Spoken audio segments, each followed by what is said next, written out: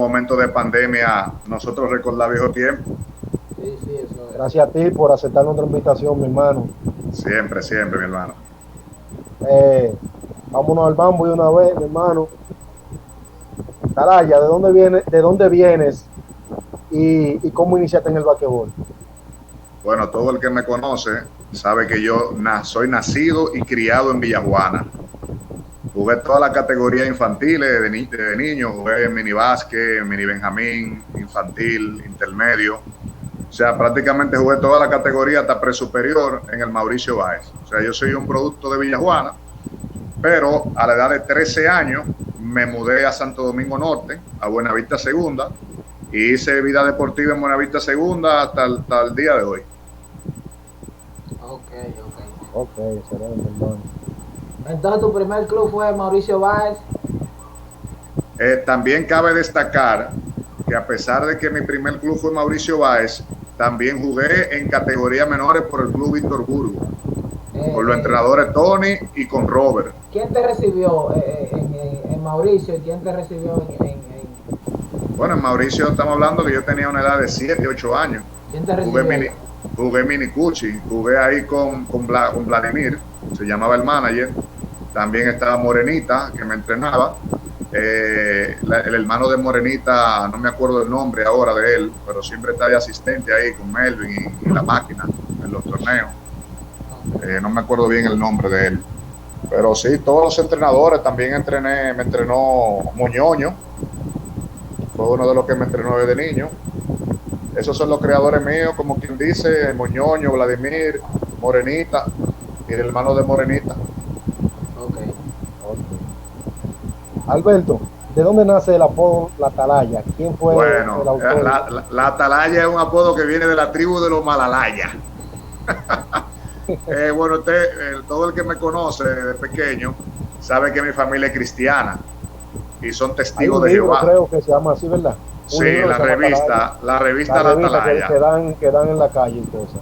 Sí, como yo desde niño predicaba por toda la zona de Santo Domingo Norte y siempre portaba la revista La Atalaya, un día cuando jugué mi primer torneo superior de Villamella, que lo hacíamos en la canchita ahí de Primaveral, dábamos un juego ahí contra el equipo de Barrio Nuevo, estaba Carlos Paniagua, tenían un trabuco en ese momento.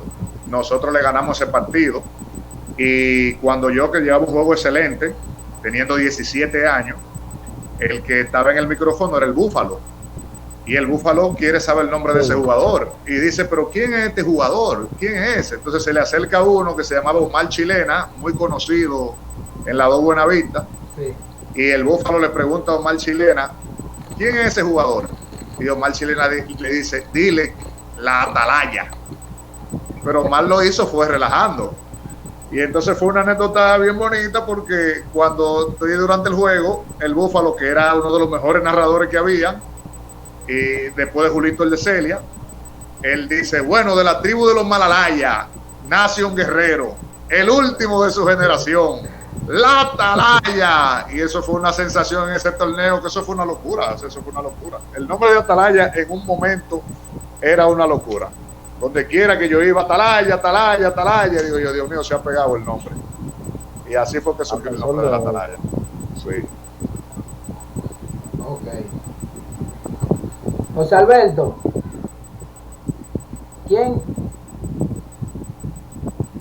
¿cuál fue el club que más te apoyó para tu desarrollo en el baloncesto? Bueno, como te dije, mi club de toda la vida siempre fue el Mauricio Báez, y fue que yo aprendí a jugar baloncesto, pero en mi desarrollo como jugador, si no menciono a Buenavista Segunda, le estaría faltando el respeto al sector, porque imagínate, eso era fijo durante 20 años a las 5 de la tarde yo en esa cancha. Y todos los torneos del mundo que jugué en Santo Domingo Norte, en Buenavista Primera, Buenavista Segunda, Barrio Nuevo, Guaricano, en el Cron. O sea, prácticamente todos los torneos de la provincia yo los jugué. Okay. Alberto, háblame de la escuela o Palmares, Margarita, donde se hacían unos juegazos, que hay una realidad muy grande, que yo lo viví desde niño, que yo iba a esos juegos donde participaban tú, Raizel, Bombolo, Wellington Cabrera, o Titol, si no me equivoco, Claro, que eran claro. unos juegos que la gente dejaba de estudiar para ir a verlo. Háblame de esa experiencia, dime, cuéntanos de eso. Mira, eso es una larga historia. Eso es para que tú veas que la trayectoria de un jugador en un deporte es larga y extensa. Los Palmares, yo hice mi bachillerato completo en Los Palmares, desde el primero bachillerato. Sí. Terminé el 8º curso en el Colegio Ledén y luego pasé en el primero bachiller allá a Los Palmares con Margarita. Bueno, nosotros teníamos una guerra increíble, tanto con el curso que teníamos por debajo, que teníamos entonces un equipo que era el de Wellington, estaba este muchacho que se llamaba Raizel, que era una superestrella que venía en ascenso, era una cosa increíble. Ahí estaba el difunto Eduardo. Exactamente, estaba Jacob también. Ellos tenían un equipo que era un equipazo, pero Otistol, ese muchacho, venía subiendo tremendo. Entonces, ¿qué sucede? Nosotros siempre le ganábamos a ellos. O sea, nosotros siempre chocábamos en la serie y siempre le ganábamos. Pero entonces en las finales, nosotros siempre perdíamos del equipo que era de Pedrito, yo no recuerdo bien los nombres de ellos. Pero Pedrito, estaba Bombolo, si no me equivoco. No, pero Bombolo era del equipo mío. El equipo de Víctor Burgo, al que nosotros nos enfrentábamos. O sea, el mismo equipo que llevaba Víctor Burgo en los torneos. El mismo equipo, tuve una llamada, el mismo equipo que llevaba Víctor Burgo a los torneos es el mismo equipo que nosotros enfrentamos en las finales. Y ellos no jugaban con sistema y de todo. Y entonces, jugábamos medio desorganizados, siempre nos pasaban el rolo. Ellos al final siempre terminaban ganando. Y entonces al final se dieron grandes torneos antes de estar el techado. El techado no existía en ese tiempo. Sí, los torneos lo echábamos en la canchita que estaba al lado. Sí, hacíamos el torneo que era de los monstruos, que es un torneo bastante tradicional de la zona. Marco Soto llegó a jugar ahí, tenía inclusive un nivel muy superior a nosotros por ese tiempo y montaba un espectáculo ahí, pero fueron unos tiempos muy... Hasta Andy vino a jugar aquí. Sí, Andy también jugó. Acuérdate que también jugó Ojo, que metió un canasto histórico de cancha a cancha para ganar un partido. Nosotros ganando de 2 puntos y él la metió de cancha a cancha y ganaron ellos de 1 punto el juego.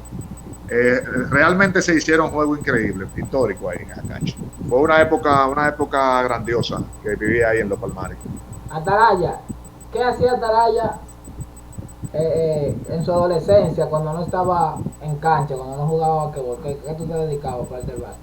Bueno, todo el mundo sabe que yo soy abogado. Trabajo actualmente en la Dirección General de Impuestos Internos. Tengo 15 años desempeñándome ahí en la dirección como abogado, luego como administrador, luego como coordinador. Estudiaba en la universidad. O sea, siempre le di más importancia a los estudios que el mismo baloncesto. Y quizás por eso al final me dediqué más a mi profesión.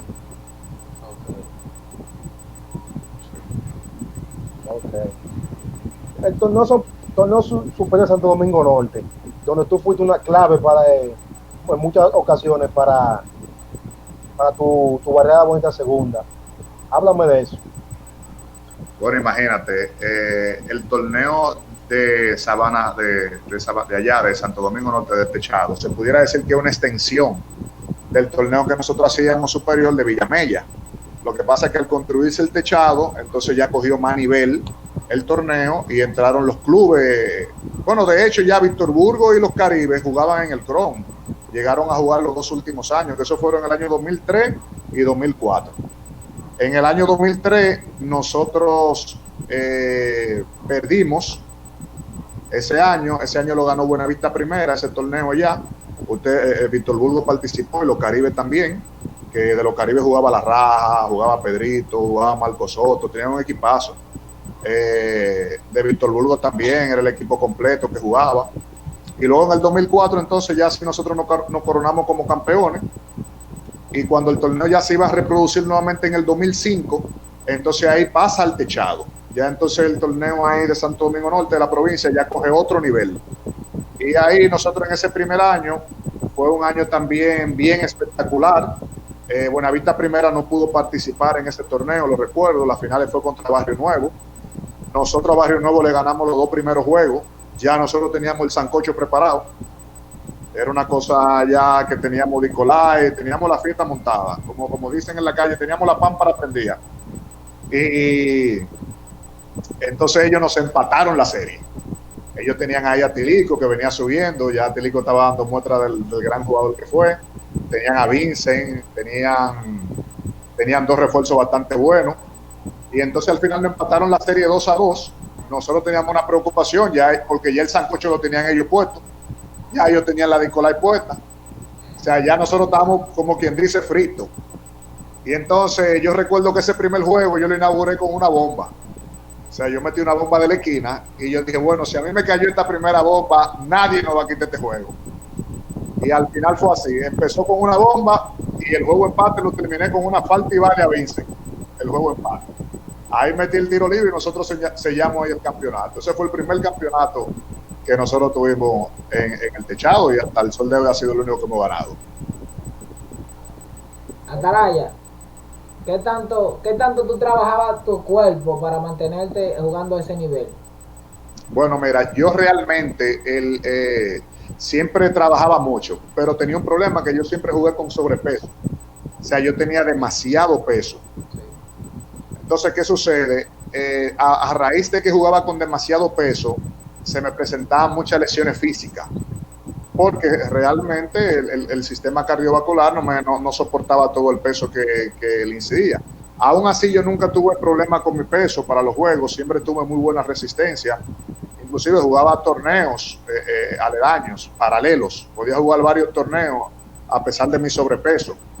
Y quizás muchas personas me subestimaban porque me veían así muy gordo, pero no era fácil involucrarse conmigo bajo del palo, porque entonces yo sabía utilizar la libra, y ahí hay muchos superiores que se me quejaban y me decían, oye, pero ¿y quién aguanta esta libra? Y a pesar de toda mi libra tenía mucha movilidad. Luego sí, entonces, por razones de salud, yo tuve que hacerme una bariátrica, ya que yo tenía la presión arterial demasiado alta, eso fue a la edad de 30 años, y ahí entonces yo conseguí el físico que nunca tuve en toda mi juventud. Y ahí mi rendimiento deportivo se disparó. O sea, ya yo estaba en unos niveles que nunca lo había estado en toda mi carrera como jugador. Ahí me fui al siguiente nivel, que quizás si yo hubiese hecho eso un poco más joven, no a la edad de 30 años, quizás yo hubiese vivido del baloncesto toda mi vida. Okay. Alberto, mencióname los 5 mejores jugadores para ti de tu generación, de tu tiempo, el torneo Santo Domingo Norte, aquí en Los Burgos. Lo que tú dices son tus mejores 5 por posición. Esa es una pregunta que trae controversia. Sí, trae mucha controversia porque es una pregunta que también tiene que ver mucho con los rangos. ¿Tú me entiendes? Porque, por ejemplo, cuando un jugador ya ha jugado a nivel superior, aunque quizás no se haya destacado tanto en los juegos de nosotros, pero ya por el simple hecho que él alcanzó un nivel superior, ya uno dice, bueno, ese jugador está por encima de cualquier otro en la provincia. Por eso te digo, aquí en Los Burgos, todo el que ha pasado por aquí le hemos hecho la misma pregunta y todos le han respondido diferente, porque es lo que tú creas, no que tú vas a mencionar a fulano porque fue un juego superior, no. Claro, si tú entiendes que fulano fue Pero mejor ahí en ese torneo. En la pregunta, ¿me involucra a mí o los 5 míos aparte? No, te involucra a ti como tú quieras. Los mejores 5 de tu etapa. Lo que tú entiendas. Bueno, si mira, tú te consideras uno de los mejores 5, tú te pones. Yo voy a mencionar. Tus mejores 5.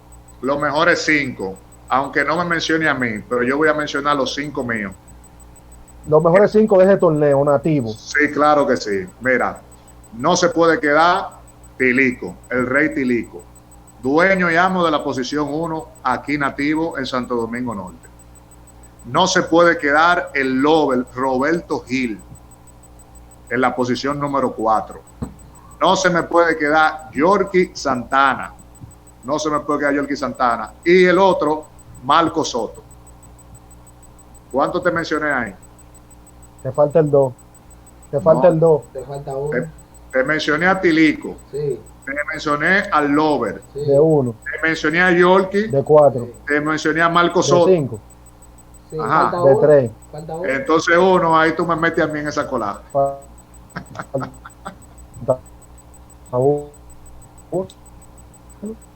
Atalaya, Sí. hablando de la situación que pasó en un momento con tu club, que tuviste que jugar de la primera. ¿Qué pasó ahí? Tú sabes que el público, cuando no sabe las intríngulis que suceden dentro de los camerinos y dentro de una gerencia, solamente ven la situación desde fuera y entienden y dicen, bueno, pero Atalaya jugó toda la vida de Buenavista segunda, ¿cómo es posible que ahora Atalaya esté jugando de Buenavista primera? Cuando me vieron en la cancha, en el calentamiento con Buenavista primera, muchos hasta me dijeron traidor. O sea, el público no lo entendía. Pero realmente el trasfondo del asunto no fue así como se veía. Miren cómo fue que eso sucedió. Como le había dicho, los torneos se jugaban en el CRON, ¿verdad? Sí. Entonces, a mí me llaman del CRON y me dicen que ellos tienen un torneo. Me llama la gente de Tilico, me llama la gente de Cookie la Leyenda, me llama Moreno el Mío, o sea, todo lo que tenían que ver con la dirección de ese torneo. Ellos llaman también al Lover. Entonces, ¿qué sucede? El Lover me llama a mí, Roberto Gil, que ya veníamos jugando torneos juntos, en Los Coquitos, veníamos jugando los gubernamentales juntos, y habíamos hecho una relación bastante estrecha, que al sol de hoy somos como hermanos. Entonces, el Lover me llama y me dice, vamos a participar en ese torneo. Y le digo yo, bueno, pero vamos a activar a los muchachos. Los muchachos en ese momento ninguno estaba en baloncesto, o sea, el baloncesto en ese momento estaba un poquito retraído. Entonces, el Lover y yo quedamos en que íbamos a jugar juntos. Dijimos, bueno, pues lo que vamos a hacer, no vamos a ir como Buenavista segunda ni como Buenavista primera, sino que vamos a ir como Buenavista. Y vamos a llamar a los muchachos que puedan jugar, llamamos a Luigi, llamamos a La Manta, llamamos a Henry, llamamos a Rita Indiana, llamamos a Elías, llamamos a Kelvin, o sea, todos los muchachos que podían jugar entre las dos Buenavistas, pero realmente lo único que en ese momento estábamos como en baloncesto éramos el Lover y yo. Bueno, ese torneo fue una cosa increíble. Ese torneo tuvo una audiencia que la cancha se reventaba. No sé si ustedes se acuerdan de eso, que nosotros jugamos las finales contra Remanso, que ellos tenían a la varilla y tenían a Luis, tenían ahí a Nacho, tenían a Jairo, tenían a Pablito, tenían un equipo muy joven y nosotros estábamos ya un poquito más viejos que ellos y no estábamos mucho en baloncesto, el equipo como tal, pero nos dio para nosotros llegar a la final contra ellos. Entonces le ganamos en un séptimo juego histórico, que en ese séptimo juego llevamos inclusive a Juan Miguel, porque ellos estaban en un nivel que prácticamente no iban a ganar. Fue un séptimo juego, se jugaron 7 juegos, y el séptimo pasó en un tiempo extra, con la bola dando vuelta, que si caía y se metía, perdía uno de los dos equipos. Fue una cosa increíble. Entonces, ahí me invito en ese año, luego de nosotros ganar ese torneo, nosotros habíamos hablado que como ya estábamos un poquito en edad, que las lesiones, teníamos muchas lesiones, que muchos ya estaban quitados un poco del baloncesto, cuando empezara el torneo de Sabana, nosotros íbamos a jugar como una sola Buenavista, porque eso era lo que nos había dado el resultado.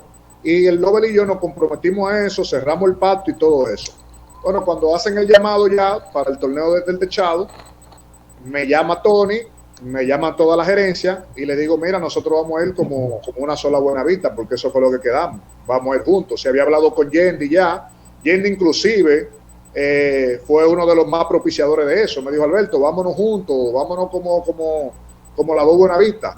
Y al final yo mismo me negué porque entonces había muchísima presión de parte de Buenavista Segunda y toda la gerencia, que ellos decían que no, que ellos no querían perder la franquicia, que ellos iban a llevar a la franquicia. Bueno, ¿qué sucede? Yo le había dado mis palabras al Lover de que íbamos a ir juntos y a la gente de Buenavista Primera, pero entonces como me vi forzado a como quiera apoyar mi club de infancia, a Buenavista Segunda, y jugué el torneo. Bueno, el torneo no terminó de la mejor manera, hubo mucha guerrilla de parte de nosotros porque nos unimos con la gente del barrio. Acuérdense que Tilico jugó con nosotros, jugó Carlos Paniagua, hubo mucha guerra interna entre nosotros. Luego entonces que se termina el torneo lo perdemos, Luigi se va del país a vivir ya para Estados Unidos, La Manta ya totalmente se quita de baloncesto, Kelvin trabajaba en una farmacia el día completo, ya no había equipo.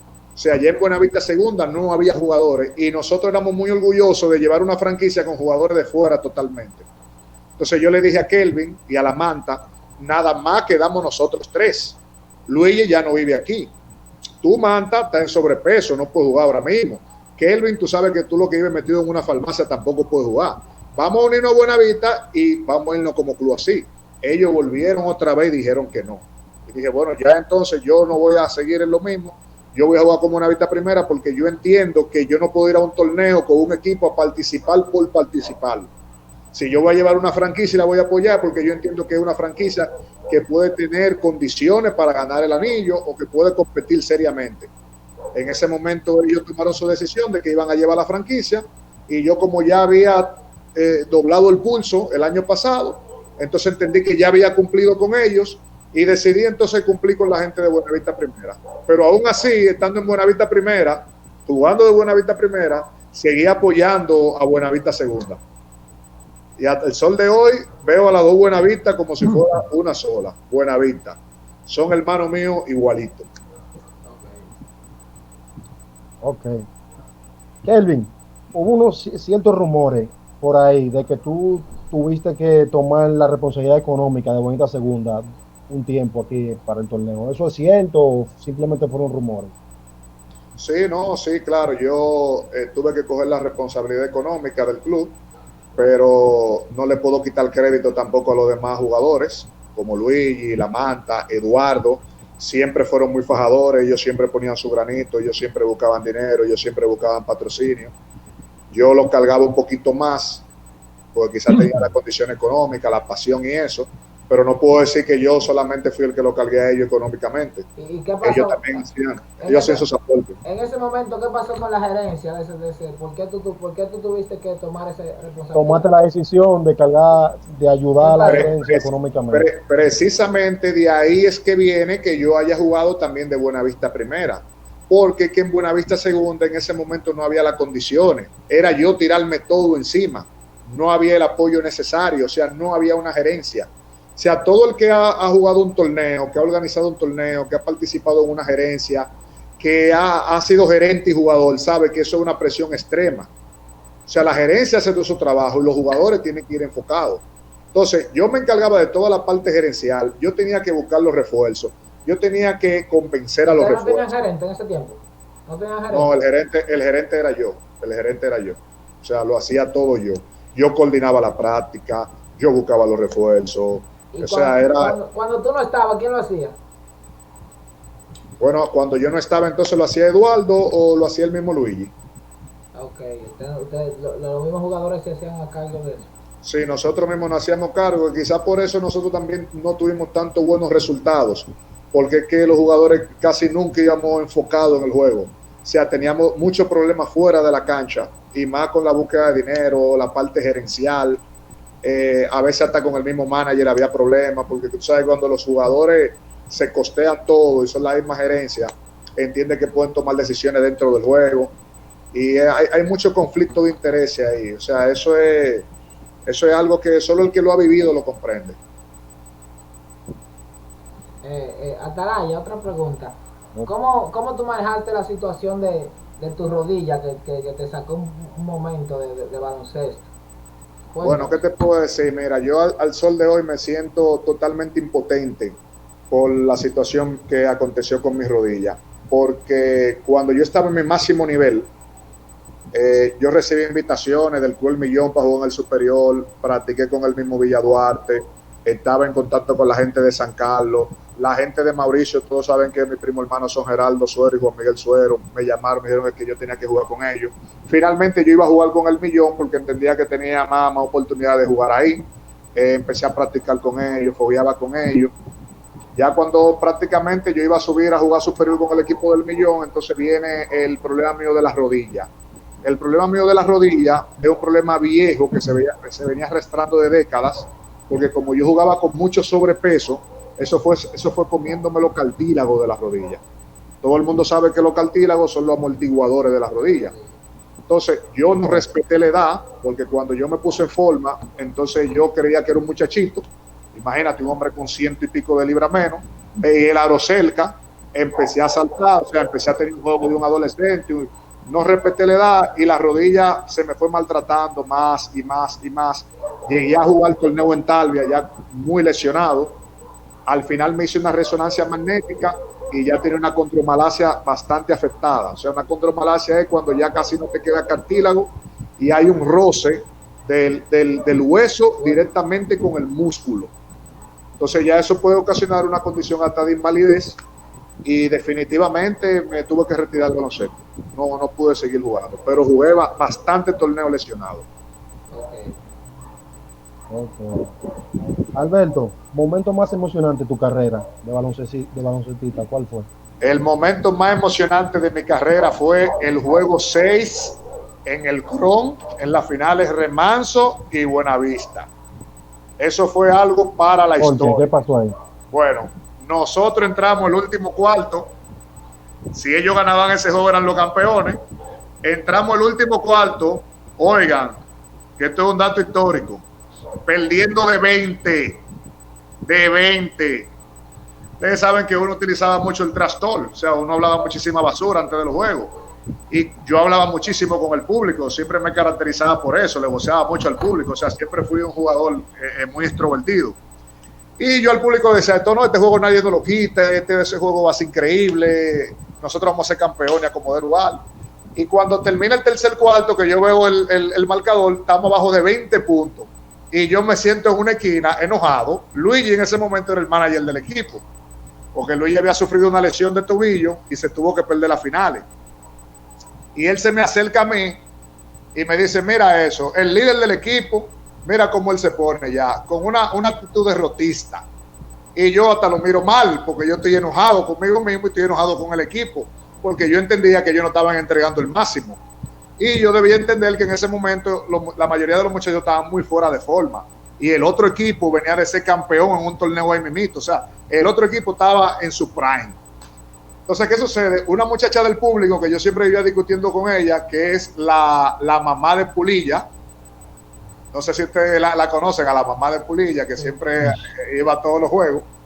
La mamá de Pulilla me dijo a mí, y tú dije que no iba a ganar. Tanto disparate que hablaste. Y yo en ese momento le dije, ¿y el juego se ha terminado? El juego no se ha terminado. Entonces me paré con toda la euforia del mundo. Bastante eufórico también, granojo cuando me recuerdo de eso. Y le dije a los muchachos, oigan lo que hay. El que no entre en la cancha, entregarlo todo ahí. Yo le voy a entrar a tiro yo personalmente. Aquí yo me voy a desacatar. Entonces Luis ahí me empuja y me dice, espérate que tú no eres el manager. Y lo empujo yo también. Y digo yo, no, déjame hablar. Y ahí entonces yo le digo a Elías, a Lovell, el Lovell no, a la Manta, Elías, la Manta, Juan Miguel y el otro era uno que le decíamos el Factor X, que era Bobó. No sé si ustedes se acuerdan de ese jugador. Yo lo agarro a ellos cuatro. El nombre, Factor X. Sí, Factor X, que juega de Buenavista Primera. Un jugador con mucho talento. Le digo a los cuatro, oigan, nosotros 5 somos los que vamos a terminar el juego. Nosotros 5 somos los que vamos a morir en la cancha adentro. El que se deje meter una pelota de ustedes, yo le voy a entrar a trompar. Ellos no pueden picar una pelota. Estamos abajo de 20. Vamos a empatar este juego. Bueno, yo lo que le dije a ellos fue más de ahí, pero por la entrevista usted sabe que uno no va a decir todas las malas palabras que uno puede decir en ese momento. Pero estaba bastante eufórico. Bueno, hermano, ¿qué te puedo decir? Ellos no nos podían ni picar. El público, que era de ellos completo, ahí había un silencio sepulcral. Ahí había un silencio como cuando sonaban la campana de los The Taker. Cuando el juego se pone de 4 puntos, quedando 50 segundos, ellos todavía están asustados. Y yo tengo la pelota arriba, y cuando penetro, todo el mundo me sale y se la paso al Factor X en una esquina. Bueno, el Factor X le cae casi el quinteto entero de ellos encima. Y él la tira de 3 y canta una falta, pero la bola va en el aire. Yo estoy agachado, esperando a ver qué es lo que va a pasar con la pelota. Mi hermano, cayó el bombazo. La pelota se metió falta y vale. Y Bobó metió el tiro libre. El juego se empató. Luego ellos fallaron con Jean-Louis. Jean-Louis falló un canasto muy bueno. Yo la reboté y dije, yo tengo la última jugada. Ya yo casi no tenía pierna, yo estaba extremadamente agotado. Pero dije, esta jugada la voy a hacer yo. Penetré, como ya me gasté, lo que hice fue que la tiré con el tablero para coger un segundo aire y entonces la deposité. Y ahí nosotros ganamos el juego. Eso fue algo que nadie lo creía. O sea, ¿Y qué te dijo la mamá de la Pulilla? ¿Que tú no fuiste allá? Sí. Sí, de todo le dije, de todo le dije. Eso fue una cosa increíble, eso de todo le dije. O sea, la gente tenía la mano, es que ustedes no lo pueden creer, ustedes no lo pueden creer lo que se vio ahí. La gente tenía la mano en la cabeza, señor. Y el séptimo juego de esa serie fue aún tan fenomenal como ese. Porque cuando el juego estaba empate, Juan Miguel, oye, ¿qué sucedió en ese juego 7? En ese juego 7 nosotros estábamos ganando de 4 puntos, faltando pocos segundos. Y Juan Miguel le robaron la pelota entre Pablito y Gendry. Le robaron la pelota y la metieron. Luego Juan Miguel vuelve a coger la pelota y ellos vuelven y se la roban la pelota a Juan Miguel y vuelven y la meten. Después Juan Miguel agarra. Eso está comentando Yendi aquí. Bobo se robó 20 pelotas. Sí, así me meto. Eso fue una cosa histórica, eso fue una cosa increíble. Entonces le dieron una falta a Juan Miguel, señor, y Juan Miguel falló los 2 tiros libres. Juan Miguel en ese último minuto perdió 2 bolas cruciales, luego arriba de 4 y falló los 2 tiros libres.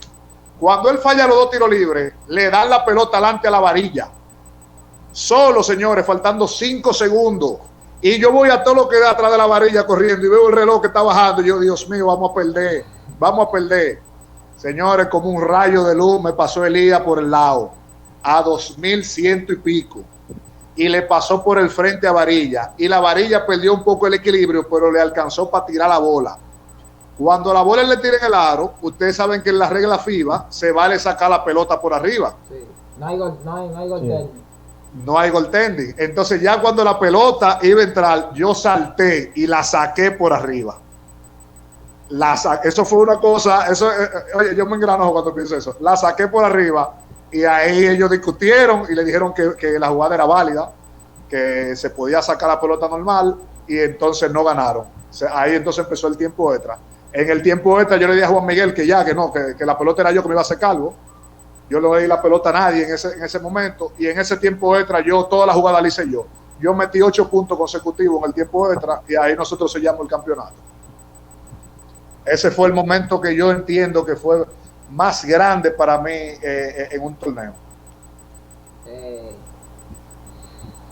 Atalaya, cuéntanos alguna anécdota. Todo el mundo que está aquí nos cuenta siempre un problema, un show que tuvo que salir corriendo. ¿Cómo empezó y qué tú pensaste? Cuéntanos ese show, ese problema, porque yo jugué y a mí me pasaron mucho.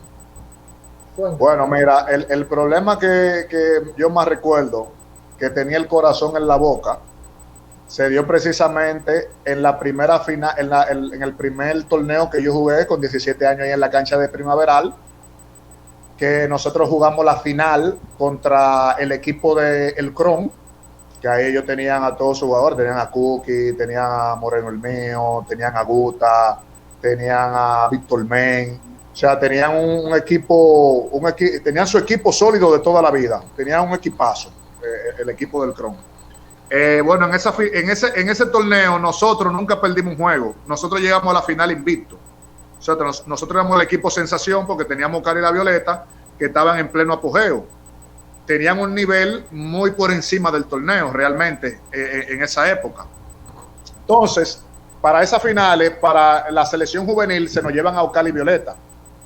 Jordan, que era uno de los jugadores importantes, Wellington Jeju, se le muere su papá en ese torneo. Y Luigi, que es una constante siempre, se lesionó el tobillo. Entonces me quedé yo prácticamente solo en el equipo en la final, con jugadores que lo que eran más ligueros que otra cosa. O sea, no eran jugadores que tenían el nivel para jugar en el torneo y menos para enfrentar a un equipo como el Cron. Me acuerdo que nos quedamos en Limón, que sí fue un jugador que jugó mucho allí en Sabana Perdida con nosotros. Se quedó uno que le decíamos Masudia y se quedó uno que le decíamos Flaco Pesi. Ese quinteto. Entonces, la serie, discúlpenme, nosotros perdimos los 2 primeros juegos de esa final. A pesar de eso, fueron 2 juegos muy reñidos.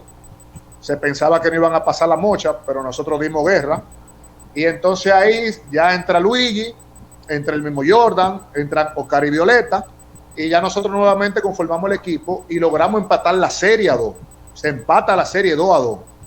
Pero en el quinto juego, entonces como el Barrio y el Cron eran enemigos, porque el Barrio y el Cron no se podían ver en una cancha de baloncesto, el Barrio le habían cantado un forfeit porque no habían completado la cifra de 5 jugadores y el Cron agarró y se fue rápido antes que ellos completaran los 5, que después llegó Carlos Paniagua, llegó Tato, ellos pudieron completar los 5.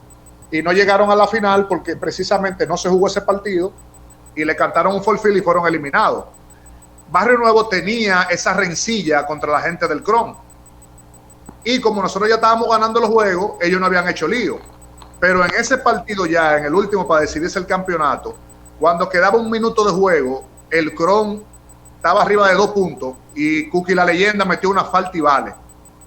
Cuando Cookie la Leyenda mete la falta y vale, ya el panorama se veía muy claro que ellos arriba de 4 puntos, faltando como 30 segundos, ya estaban supuestos a coronarse. Y más que Cookie en la línea de tiro libre era una gilet. Bueno, cuando Cookie iba a tomar el tiro libre, mi hermano, ahí empezaron las botellas del cielo. Piedra, botella, ahí cayó de todo. Ahí empezaron los tiros. Uno de los árbitros era un chiquitico, que todavía pita, un chiquitico, morenito, se tiró por una barranca y Jordan se tiró a una barranca que yo no sé cómo ellos sobrevivieron, mi hermano. Cuando yo intenté tirarme por esa barranca, yo dije, pero yo me tiro por la barranca, me voy a morir. Yo prefiero que me maten aquí. Y entonces cuando estoy ahí me puse la mesa y me puse una silla y ahí me cayeron a botellazo y botellazo y pedra y botellazo y pedra. Y entonces cuando un tipo agarra y rompe la puerta de la entrada de la cancha con una 12 y la carga, yo tuve el corazón en la boca, mi hermano. Yo dije, bueno, hasta aquí llegué. Ya este tipo no va a caer a plomazo. Y él lo que nos dijo, salga rápido, salga. O sea, el tipo lo que nos estaba protegiendo. Y ahí yo salí corriendo como el carajo. Y eso fue una vaina, eso fue un lío increíble. Eso fue un lío que todo el mundo lo recuerda. Bien. Alberto, ¿ha ido a reforzar algún pueblo o barriada? ¿Cuál han sido? Claro que sí. Yo tengo ahí la gente, mira, de los jardines, que ellos me dijeron, te meten el like, tienes que mencionarnos, ahí la gente de Weber, de Pablo, de Ale. Aquí está Alexander Rivera. Alexander Rivera está aquí. Ale, claro, un saludo a mi hermano Ale.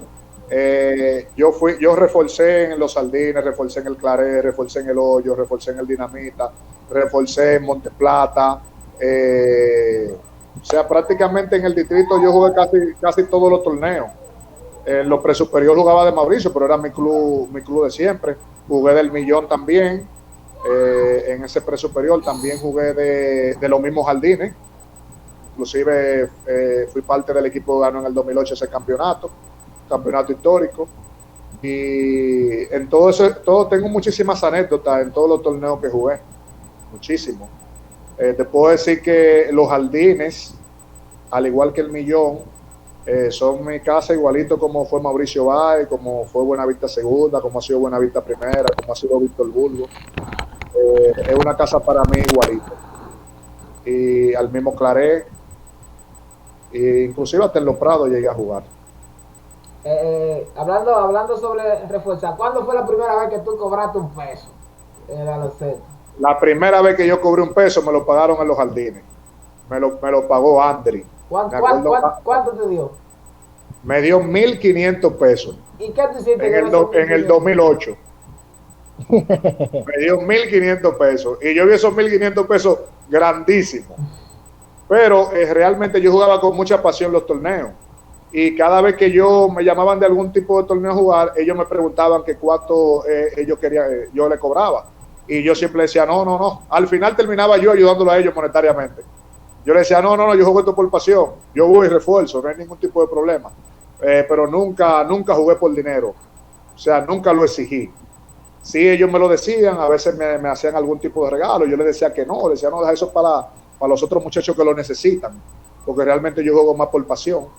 En los trenes, que jugué en los trenes, ustedes lo saben, jugué mucho tiempo con los trenes. En los trenes tampoco yo aceptaba pago. Cuando Tony hablaba conmigo, Moreno, me decían, Atalaya, vamos a hablar, ¿cuánto tú crees que te puedes pagar? Yo le decía, no, a mí no me tienen que pagar un peso. Yo juego totalmente gratis, yo no tengo problema con eso. Yo no vivo de esto, yo simplemente juego por pasión. Okay. Yo costeé más de lo que me pudieron dar. Comparando el baloncesto de tu tiempo y ahora, ¿cómo tú ves la evolución o la mejoría o es peor el baloncesto de ahora con el de tu tiempo? Bueno, mira, a nivel nacional, para mí en lo personal, eso es una opinión bastante personal, o sea, no se compara, no se compara, o sea, anteriormente los jugadores eran muchísimo más disciplinados, a pesar de que tenían menos probabilidad de ingreso, menos probabilidad de pago, porque ahora, por ejemplo, cualquier muchacho de eso en todos los torneos que hacen a nivel distrital y en campito puede ir perfectamente el baloncesto, algo que antes era muy difícil eso. Era muy difícil que un muchacho reforzando en diversos torneos se le pagara una cantidad considerable. Pero los jugadores tenían un nivel tenían un poquito más de nivel. Eso tiene que ver mucho con que el mundo ha ido cambiando, porque por ejemplo, cuando yo tenía 15, 16, 17 años, uno se mataba por llegar del colegio para uno meterse a una cancha a hacer una liga. Ahora mismo tuve casi la mayoría de la cancha en los diversos sectores lo que viven vacía. Es raro ver esa pasión que existía antes. O sea, antes todo el mundo había demasiada pasión.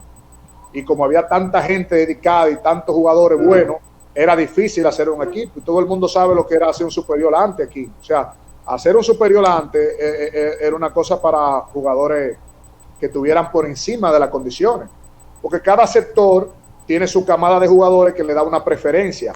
Tú siendo de otro sector que no es de ese, tú llegar y ganarte un puesto por encima de los que están ahí, tu nivel tiene que ser demasiado superior al de ellos. O sea, que se note tu nivel de superioridad para ti poder darte la oportunidad. Pero si tú tienes un nivel similar, es difícil que se te diera la oportunidad. Era difícil. Ahora no, ahora ya la mayoría de los clubes tienen que buscar desde fuera, porque en sus mismos sectores no hay la cantidad de jugadores. Y ustedes lo ven en los equipos del distrito, por ejemplo, los Prados, ustedes ven el mismo Varia, el equipo de San Lázaro. Ellos tienen que estar buscando jugadores de todos lados, porque ya ellos no tienen camada. Y eso ha sido parte de que la gente le ha ido perdiendo interés. No el mismo interés, y entiendo como que dice, por la falta como de interés. Dicen ahí, no tienen finca. No, todo en la vida es la pasión. O sea, tú puedes tener éxito en cualquier cosa en tu vida de acuerdo a la pasión. Antes había muchísima más pasión, mucha más pasión.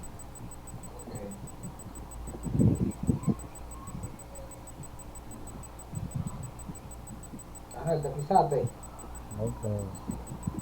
Okay. Alberto, háblame de aquel presuperior donde tú, Kevin y Russo vinieron a reforzar el Club Víctor Burgos, donde, no sé si tú recuerdas, donde le ganamos un juegazo a la Caoba para pasar a finales contra Foncia Nueva, que de ahí pasamos y se le ganó a ellos en Lomena.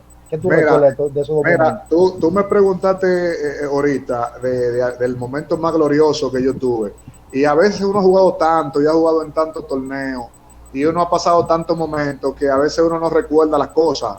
¿Tú me entiendes? O sea, yo te mencioné lo último porque era lo más fresco que yo tenía en la cabeza, pero lo que sucedió en ese juego, es digno de salir guardando el respeto y la distancia, The Last Dance, lo que pasó ahí.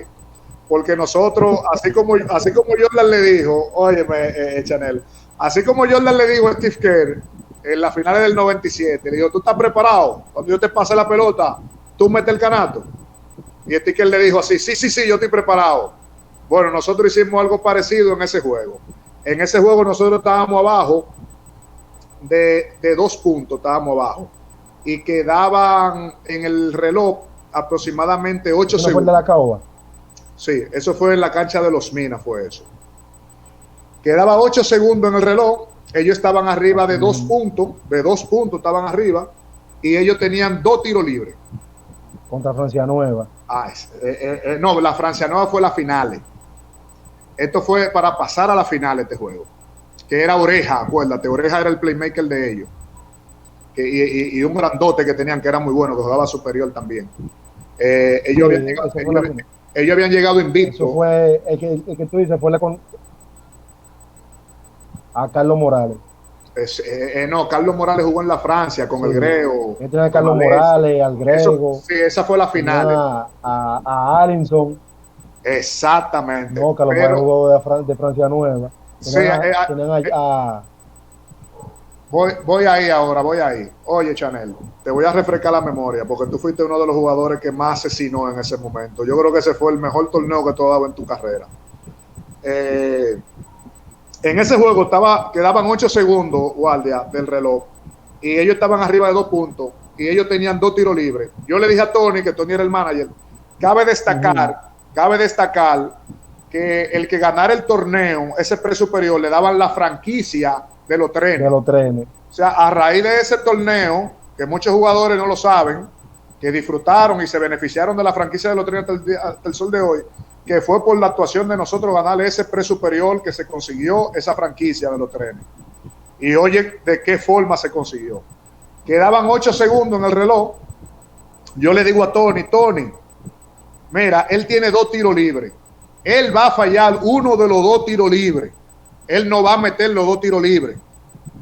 Cuando él falle uno de los 2 tiros libres, Tato, que era uno de los jugadores de nosotros, yo le dije, Tato, quédate a mitad de cancha.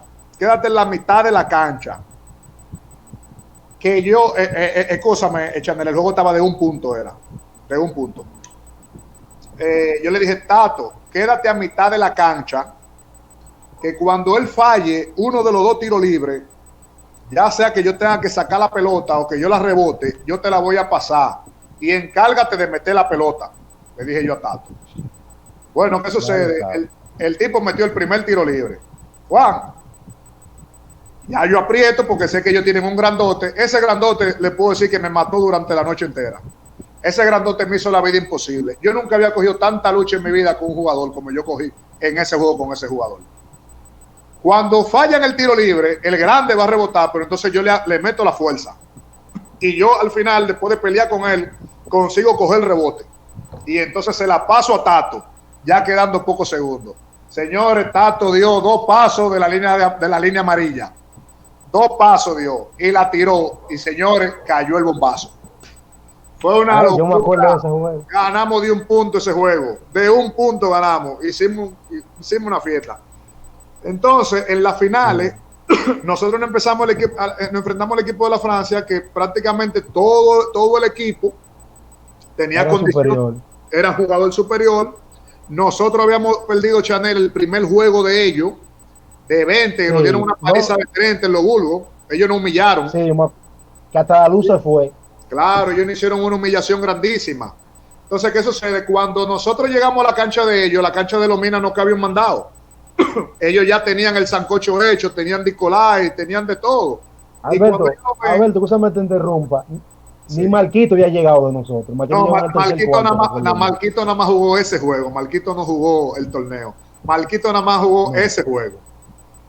Que fue el que nos dio. Llegó en el tercer cuarto. Llegó en el tercer cuarto. ¿Qué sucede? Cuando nosotros entramos a la cancha, a nosotros nos menospreciaron todo el mundo. O sea, la cancha completa empezaron a decir, y estos fueron los locos que llegaron a las finales. ¿Y estos locos dónde salieron? Yo me acuerdo, yo estaba ahí, esa final yo sí, porque ahí. nosotros teníamos... Creo que ustedes tenían bien. El uniforme de nosotros ni siquiera era completo. Nosotros lo que teníamos era la chaqueta. Yo me acuerdo. O sea, nosotros éramos, por decirlo así, los locos del torneo. Los locos del recogía torneo. La chaqueta. Y chaqueta recogía era. Exacta. Chaqueta recogida del Club Víctor Hugo del torneo anteriores. Oye, qué memoria tú tienes, claro. Chanel. Y entonces cuando nosotros llegamos a la cancha nos sentimos muy mal porque recibimos mucho maltrato verbal del público. O sea, nos menospreciaron demasiado. Ellos se sentían demasiado superiores y entonces eso como que nos hirió el ego a nosotros. Y en la banca nosotros dijimos, nosotros llegamos aquí porque nos lo regalaron. Sí, nosotros no llegamos aquí. Alberto, incluso sí. Yo me recuerdo, yo estaba ahí, ese día yo estaba ahí, yo iba apoyando a los Caribes porque tú sabes que ese es mi club. Sí, claro, y nosotros nos enfrentamos a los Caribes. Ahí habían personas de todo, de los Minas, de toda la barriada, y todo el mundo yo en la banca escuchaba, y eso fue lo que llegaron, no siendo de la Francia, siendo de otro club. Concho, y eso le ganan a fulano, y llegan hasta aquí. Yo me acuerdo. A la caoba fue cuando le ganamos. Pero que la cancha es como un superior cualquiera, no cabía un mandado, o sea, la cancha estaba reventada. La cancha estaba reventada de gente. Pero así mismo como ellos empezaron con ese ímpetu, que ellos no se creían por qué nosotros llegamos ahí, nosotros le entramos como una planadora desde el minuto 1. O sea, nosotros no le dimos a ellos ningún tipo de oportunidad. Ellos se vieron totalmente inferior a nosotros. O sea, nosotros cogimos lucha para llegar a la final, pero nosotros le dimos a ellos una verdadera cátedra de baloncesto. Entonces, cuando llega Marco, me acuerdo que Marco dio uno de los tapones más históricos que se han visto en una cancha. Que yo creo que sí, llegó al techo. ¿Te acuerdas? Que se lo dio al Grego. Le dio un tapón. Entonces, nosotros lo pusimos a ellos chiquitico. que incluso cuando el juego se terminó, la mayoría de ellos estaban llorando. O sea, ellos estaban llorando cuando perdieron. No, y entonces Kelvin, el ruso, con esas penetraciones con las que él hace, No, lo porque hizo lucir malísimo a él. Kelvin en ese torneo hubo que hacerle su respeto. O sea, Kelvin en ese torneo metió toda la pelota, y por haber, y tú también, Chanel. O sea, ustedes dos eran los mete pelota, porque me acuerdo que, y Tato, el mismo Ariel tuvo muy buen desenvolvimiento en ese torneo. El juego final, Ariel fue fenomenal. Ariel tuvo una defensa increíble. El quinteto me acuerdo Melvin también defendió mucho. Sí, el quinteto éramos Ariel, Chanel, Tato, Kelvin y yo. Luego entra Marcos. Entonces cuando Marcos entra, pero me acuerdo que siempre el esquema de juego que teníamos era un juego de fast break. Yo rebotaba siempre y se la tiraba adelante a Kelvin o a Chanel y ellos siempre terminaban con 2 puntos. Chanel tenía 2 pasos que cuando Chanel lo cogía, eso eran 2 puntos seguros. Tenía una fuerza increíble. Y Kelvin el ruso también cuando se iba en ese fabreo. O sea, Kelvin y Chanel en esa punta, yo fui de rodo en ese torneo. Yo nada más rebotaba y se la pasaba adelante a ellos y el resto fue historia. Fuimos campeones, gracias a Dios. Okay. Eso así, mano. Atalaya, ¿con qué jugador, con qué compañero tú cogías lucha en cancha? Tú dices, mierda, este tipo, el final, algo así, y tú tenías que siempre está en controversia en ese jugador dentro de tu equipo. Bueno, depende del torneo. No, o sea, no, ¿cuál? El que más te ha sido coger lucha en todos los torneos. El que tú dices, no, este tipo, fulano era partner, pero fulano en final. ¿Cuál era? Bueno, yo cogía mucha lucha con Juanito. Yo sufría mucho con Juanito. Mucho sufría con Juanito porque Juanito era muy tosco en el juego. A pesar de que era un jugador que tenía una gran defensa, Juanito a veces no le gustaba trabajar mucho su físico. Y entonces por no trabajar mucho su físico se sofocaba mucho. Yo siempre iba diciéndole que tenía que ir distribuyéndose en el juego. O sea, tenía que ir sobrellevándose porque él se sofocaba. Quizá con Juanito era el único que yo cogía mi pique y le decía su par de cosas. Y el mismo Kelvin, el ruso, en la defensa siempre también yo lo presionaba mucho, pues yo siempre fui un jugador que me gustaba mucho la defensa, me caracterizaba mucho por eso. Yo siempre he dicho que la defensa es que ganan los campeonatos. Y cuando yo veía jugadores dentro de la cancha que yo no lo veía esforzándose al máximo en defensa, yo siempre tenía ese problema con esos jugadores. Okay. Alberto, ¿debe en Guaricano y Barrio Nuevo entrar el torneo Santo Domingo Norte? Guaricano y Barrio Nuevo. Sí, ¿tú entiendes que deben entrar o está bien así con ese equipo? Yo te voy a ser sincero. Guaricano siempre ha querido su oportunidad de entrar en el torneo toda la vida.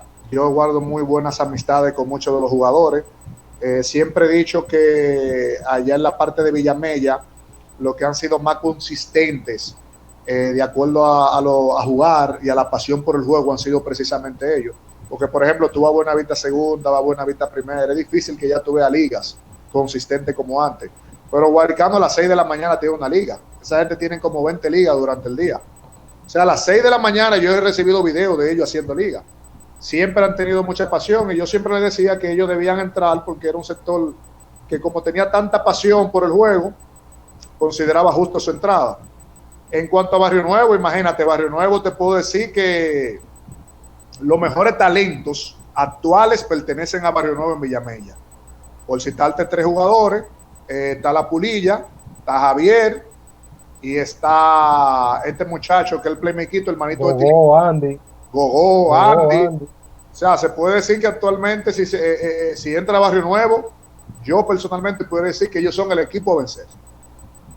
O sea, que entiendo que ver un equipo estructurado por Gogó, Andy, Javier, Pulilla, sería muy llamativo. Sería un equipo que me gustaría ver. Lo disfrutaría ver en cancha de equipo.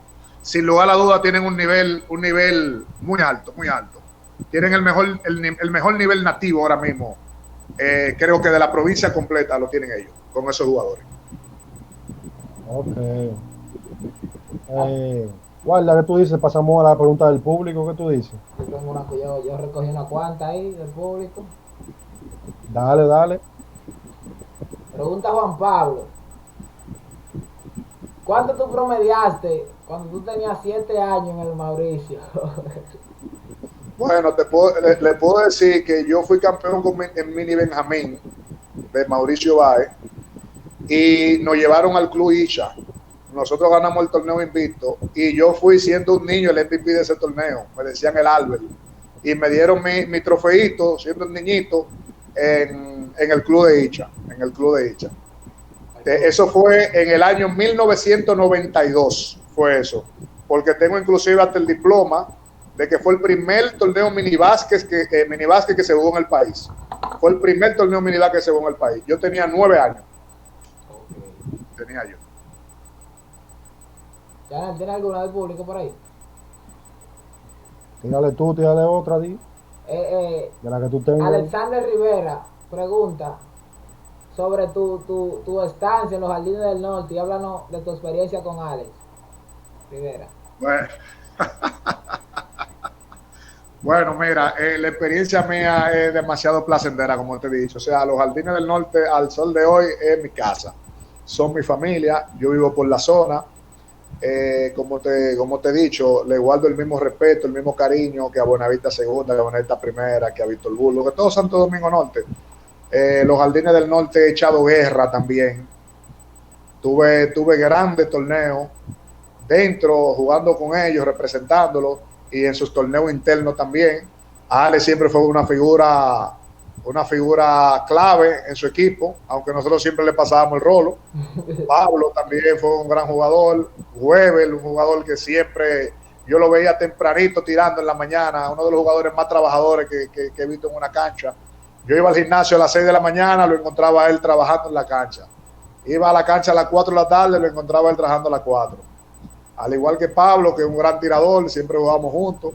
Se me escapa también Federico, Carlos, Josué, que me disculpen el que me haya faltado de ellos, pero se libraron bastante guerra, mi hermano, en el equipo del Curvo, la cancha.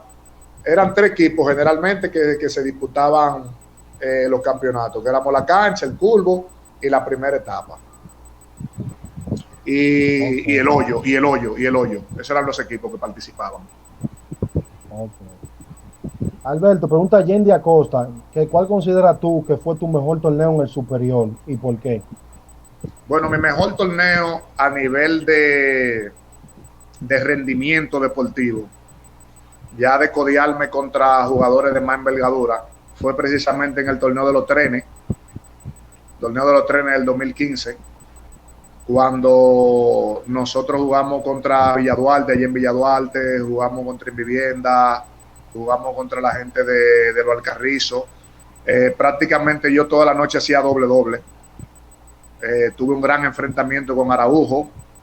No sé si te acuerdas, Chanel, allá en la cancha de Villaduarte. Yo en ese juego metí 28 puntos con 14 rebotes. Y luego en el juego que nos lo quitó en último momento Josué Abreu, allí en la cancha de nosotros, que eso fue un juego bastante doloroso. Teníamos el juego en el bolsillo y hubo una jugada que Tilico se perdió en la jugada, no hizo el sistema bien defensivo, entonces se la pasaron solo con un segundo a Josué Abreu, nosotros ganando el juego de 2 puntos y él la metió. Pero en ese juego yo recuerdo que la primera mitad me fue muy mal. En la primera mitad yo no encesté, y en la segunda mitad yo terminé con 30 puntos ese juego.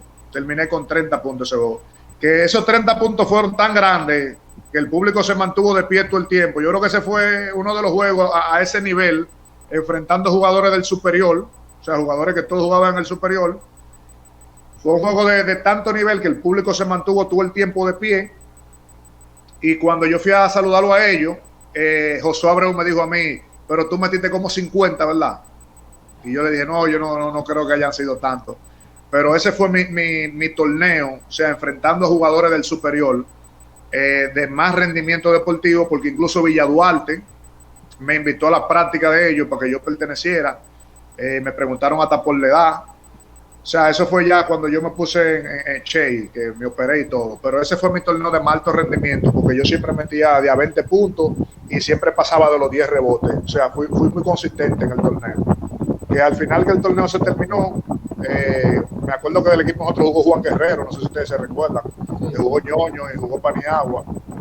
Nunca se me olvida cuando ya ellos nos descalificaron, que el equipo que nos descalificó fue, creo que el equipo fue de los Minas, que nosotros perdimos precisamente. Cuando yo iba saliendo por el pasillo, Moreno me abrazó y me dijo, oye, me diste un torneo para la historia, y me abrazó y me dijo, increíble el torneo, siempre lo voy a recordar. Para mí ese fue mi torneo de más alto rendimiento. Okay. Pregunta Yendi. Alberto. Ok, dale. Ah, ok. Dale. Pregunta Yendi. ¿Con Alberto. qué jugador es que más te entendía tú en cancha? ¿Cuál Nosotros tuvimos ese tema en un grupo que nosotros tenemos personal y yo lo había tocado. Los dos jugadores que yo más me entendía dentro de la cancha. No. El jugador que tú más te entendías. Un solo, ¿no? Es que tengo dos. Está bien, dímelo los dos. Tengo dos. Sí, tengo dos. Tengo a Luigi. Teníamos una química tremenda. Luigi me subía el ánimo, me subía el equipo, que cuando yo hacía una gran jugada, Luigi es muy expresivo. O sea, Luigi, al igual que yo, somos muy emocionales. Él de una vez me daba en el pecho y me decía, tú eres el mejor. Y entonces eso me subía mucho en mí el ki. Y dentro del juego nos llevábamos muy bien. O sea, cuando nosotros nos combinábamos, era muy increíble. El problema fue que cuando ya yo jugaba con Luigi, yo jugaba con mucho sobrepeso y no podíamos combinarnos tanto. Cuando ya entonces yo me pongo en mi peso ideal y ya yo estoy en unas condiciones, ya Luigi ahí estaba un poquito más en baja, ya era un jugador de más de 34, 35 años, que nunca tuve la oportunidad de jugar con Luigi, ya los dos en un buen nivel, yo en un buen peso, hubiese sido quizá otra la historia.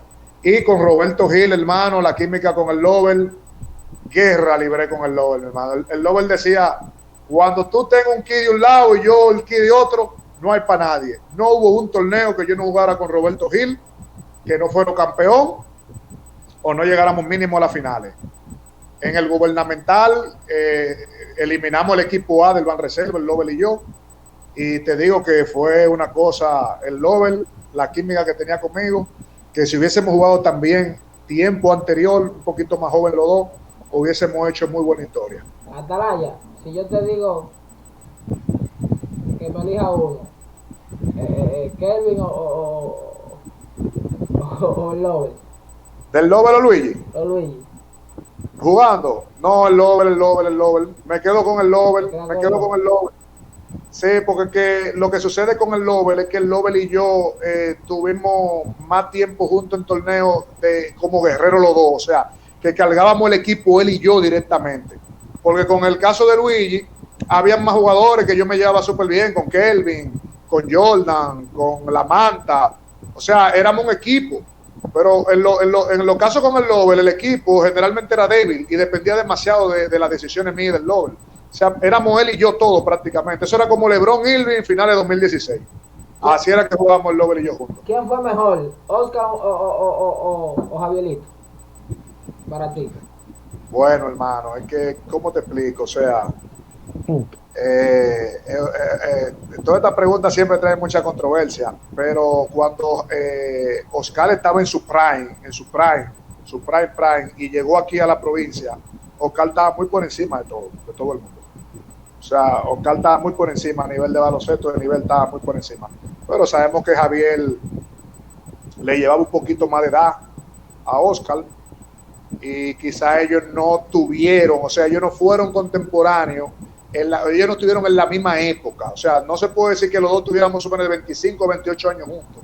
Ya cuando Oscar llega, Oscar es un muchacho, inclusive selección juvenil, y ya Javier era una persona que no era contemporáneo con nosotros. Javier nos llevaba unos cuantos edad. O sea, en ese momento ya Oscar tenía más nivel y la juventud lo ayudaba más. Pero en su prime los dos tendríamos que ya echar otra conversación que ya yo no pudiera ser partícipe, porque en su prime yo no tuve mucho el tiempo de disfrutar a Javier, aunque era un criminal, mi hermano. ¿Y si yo te lo pongo a los dos, con cuánto te quedas?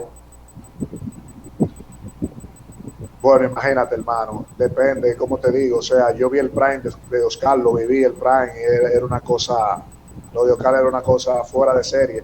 Lo de Oscar era una cosa tan fuera de serie que yo a veces pedía sentarme en la banca para yo no jugar, para yo disfrutar a Oscar sentado. O sea, lo que le hacía Oscar al Club Barrio Nuevo en el techado de Sabana Perdida, lo que le hizo Oscar a Barrio Nuevo, hay equipos como que cuando tú te enfrentas a equipos tú subes el nivel. Tú como que tú te adaptas a ese estilo de juego, tú lo juegas bien. Oscar le montaba unos shows increíbles a Barrio Nuevo y yo a veces pedía cambio. Yo quiero disfrutar este juego desde la banca. A ese nivel estaba Oscar. Ok. Talaya, si no me equivoco, tú y Marquito fueron compañeros en los jardines, ¿sí? Sí, claro que sí. Háblame de Marquito allá, su desempeño. No, Marquito siempre fue una leyenda allí en los jardines, siempre fue un jugador de muchísimo respeto, siempre era el jugador estelar cada vez que representó allí en el pre-superior, a pesar de que había jugadores de la talla de Ferreira, jugadores de la talla de Papalo, y aún así Marco era el jugador clave, ese era el jugador que uno dice que era el jugador desequilibrante. Las condiciones que tenía Marco Soto, muy pocos jugadores la han tenido en el país completo. Hay jugadores que tienen una condición atlética, su IQ, su talento físico, que uno se pregunta que cómo no llegaron más lejos. Son grandes incógnitas que uno se hace, porque las condiciones, o sea, el que veía nada más Marco Soto, su físico, desde que lo veía, uno se quedaba sorprendido. De hecho, Marco Soto parecía el refuerzo de Víctor Bulbo en todos los torneos, siendo el jugador nativo, mientras él estaba en su prime. O sea, llevaban refuerzo al club Víctor Bulbo y Marco Soto se veía mejor que los refuerzos que ya Víctor Bulbo. Siempre fue el jugador clave y siempre, en esa época, sin lugar a duda, el mejor jugador de Santo Domingo Norte. Cuando empezaron los superiores allá, 2005, 2006, 2007, 2008, Marco era el mejor jugador de toda la provincia, sin lugar a duda. Karel, ¿tiene otra pregunta? Vamos a la Dígame. NBA, a ver qué sabe Talaya de la NBA. ¿Qué tú dices? Sí, vamos a darle un poco de NBA a ese muchacho. Dale. Tus mejores 5 jugadores de la NBA.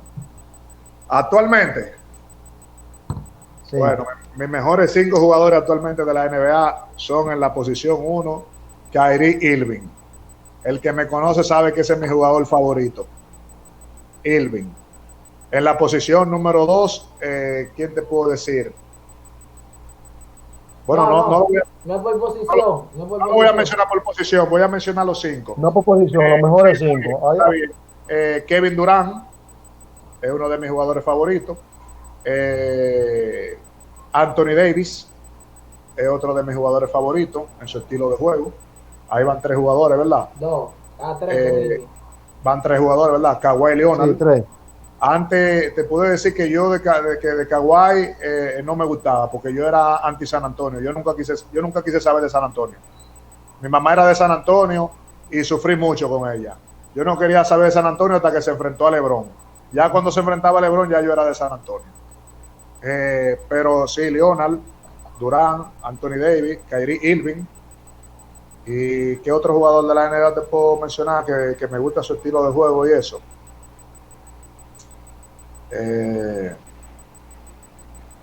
Trae Young. Casi lo iba a volar, muchacho. Ese después de Irving es mi segundo muchacho. Trae Young. Un saludo Sí. te manda Regil o Jorge. Mi mejor amigo dice. Jorge. Dice Sí. Regil o Jorge. Sí. Un saludo, un abrazo, hermano mío. Claro que sí.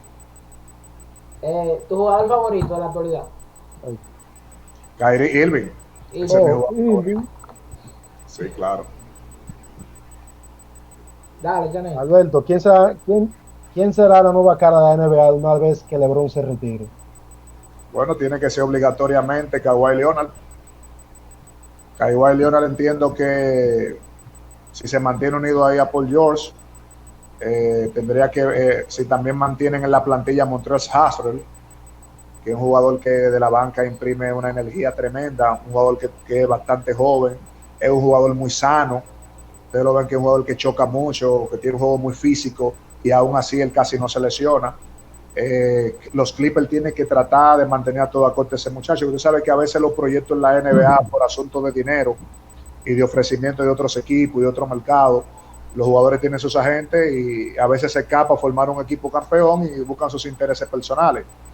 Pero si el equipo de los Clippers, en base a esas tres figuras, Montrezl Harrell, Kawhi Leonard y Paul George, se mantienen unidos, creo que Leonard tiene equipo suficiente para él ser la cara de la NBA, porque es un jugador que tanto ofensiva como defensiva, en los dos lados de la cancha, es un asesino.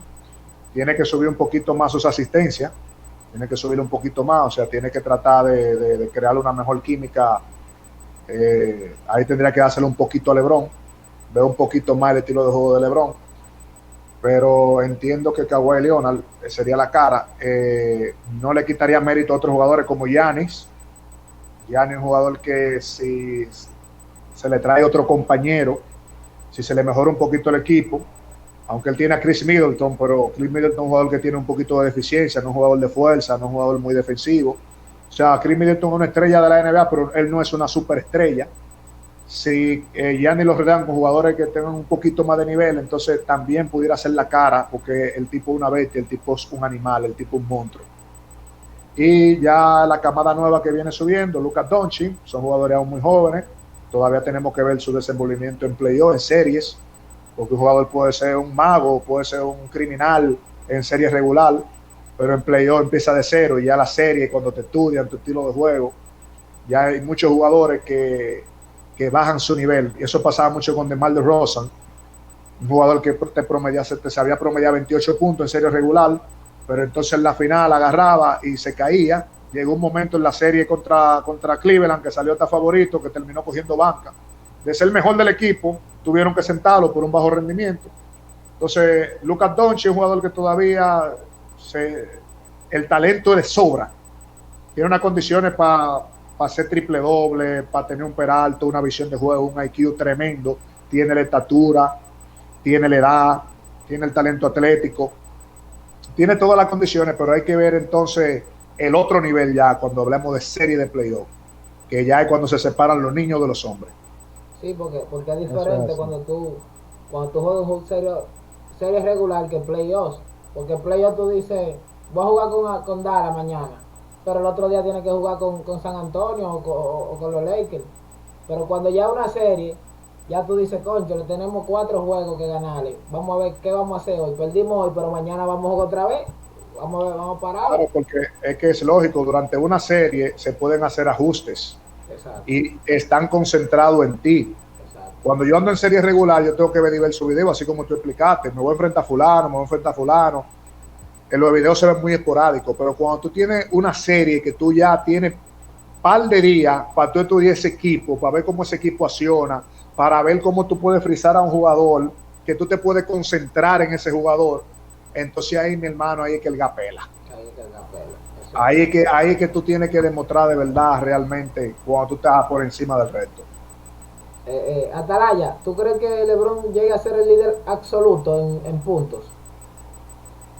Creo que tiene las condiciones para hacerlo, porque él es una persona que se mantiene todo el tiempo activo en el cuidado de su cuerpo. Es bien sabido que él invierte una cantidad exorbitante de dinero para él mantenerse saludable. Aparte de eso, él tiene la vocación, él tiene la pasión y el deseo. O sea, él tiene esa meta propuesta.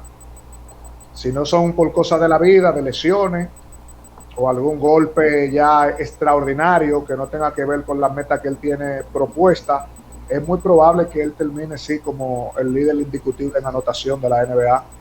Tiene las condiciones de jugar por lo menos 4 o 5 años más. Hay que ver, porque su contrato es de 4 años en los Lakers. Las cosas cambian mucho, el panorama de la vida va cambiando mucho. Él va ahora a su tercer contrato, a su tercero.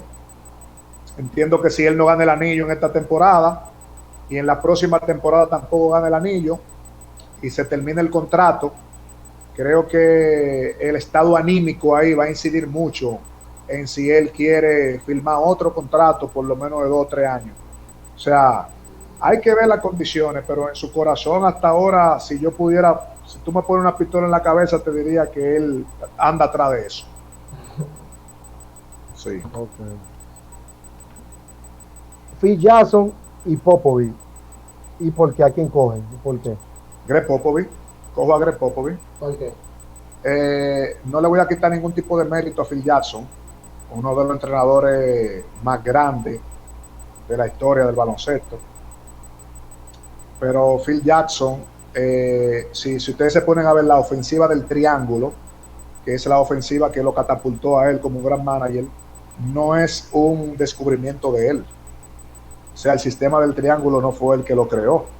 Era uno de los asistentes del equipo de Chicago, que siempre quería ponerlo, inclusive con el manager que estaba anterior, y nunca lo habían cogido.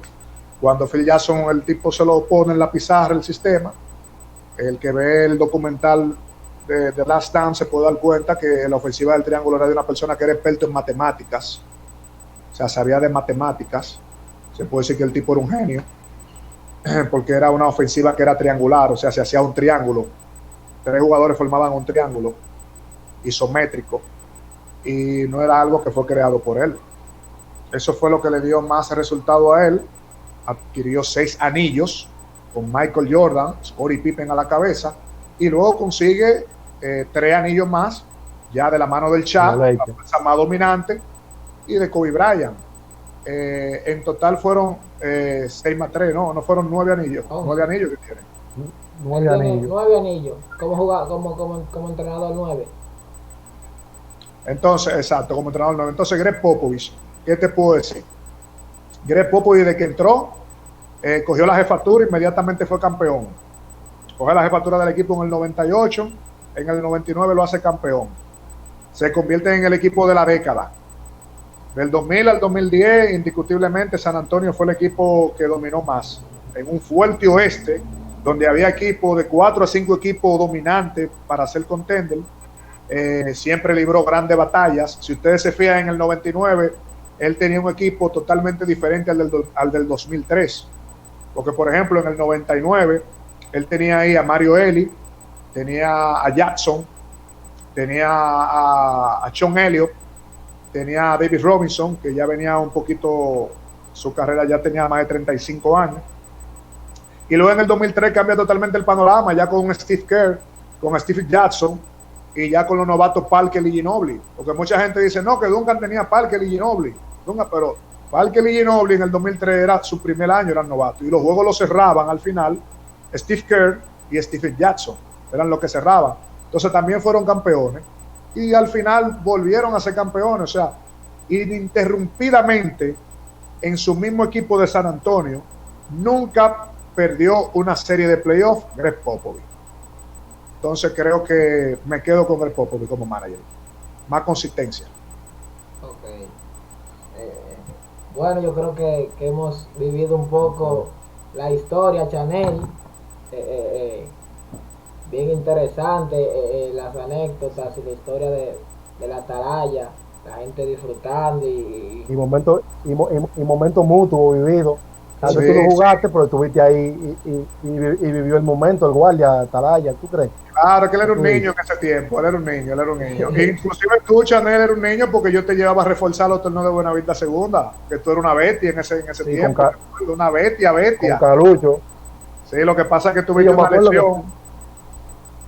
Sí. Tuviste una lesión, ahí se perdió tu carrera. No, Atalaya, agradeciéndote que aceptaste nuestra entrevista y siempre apoyando con nosotros, siempre te veo que comenta, le da like a la foto. Claro que sí, claro que sí. Usted sabe que esa zona de para allá, ese es como mi casa, siempre lo he dicho. Para allá, Sabana Perdida, Los Burgos, eso es como mi familia. Todo el mundo sabe que Bombolo es como mi hermano, Tony, hermano mío. Saben que yo le guardo a ellos un respeto de familia. Siempre pueden contar conmigo cuando lo necesiten. Okay.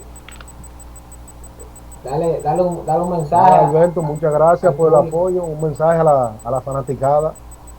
Bueno, la fanaticada saben que este deporte es el que nos une a nosotros, este deporte es nuestra vocación, este deporte que nosotros amamos, este deporte se ha convertido en más que una familia para nosotros. Son experiencias, momentos grandes que nosotros vivimos. Cada personaje que nosotros tuvimos el roce, como por ejemplo Sony, porque hay fanáticos, no tratamos el tema de los fanáticos, hubieron fanáticos que son históricos, que tienen que ver mucho también, que se convirtieron en familia, que uno siempre los recuerda. Que te digo, sin Sony y su masaje, por ejemplo, quizás yo no hubiese tenido el rendimiento que tuve, gracias a Dios y eso. Y muchísimos fanáticos que uno lo recuerda, jugadores, es una gran familia. Sigamos viendo baloncesto con el mismo cariño, sigamos apoyando el baloncesto de Santo Domingo Norte, que yo siempre lo he dicho, el baloncesto de Santo Domingo Norte es el que se juega con más pasión del mundo. En estos días ustedes tenían al general en un live que yo le estaba viendo. Sí. Y yo puedo dar crédito de que el general tuvo un antes y un después de su carrera como jugador cuando él empezó a jugar en los torneos de nosotros. En un momento de que el general flaqueaba en los torneos de nosotros y hasta lloró una vez en los torneos de nosotros porque no conseguía el rendimiento que ameritaba él como refuerzo. Y después se acomodó al juego de nosotros y empezó a acabar con nosotros. Y eso se vio reflejado en el distrito. Y de ahí para allá acabó con todos los pueblos. Acabó con todo el mundo. La historia de Henry yo me la sé a perfección allá. Nosotros hicimos basquetbolista Henry.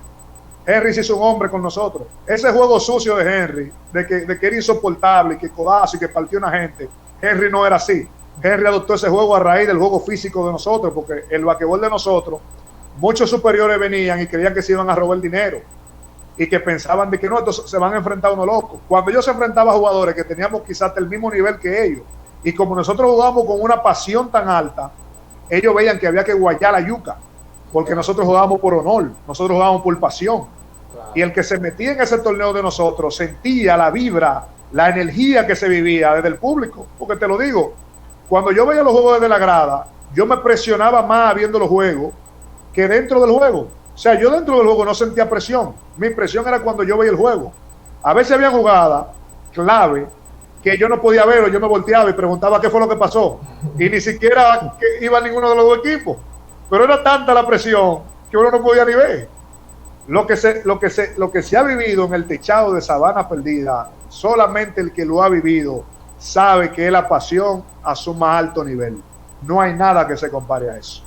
Y por eso yo insisto a todos que sigamos apoyando el baloncesto. Amén. Donde quiera que esté. Atalaya, quédate en casa.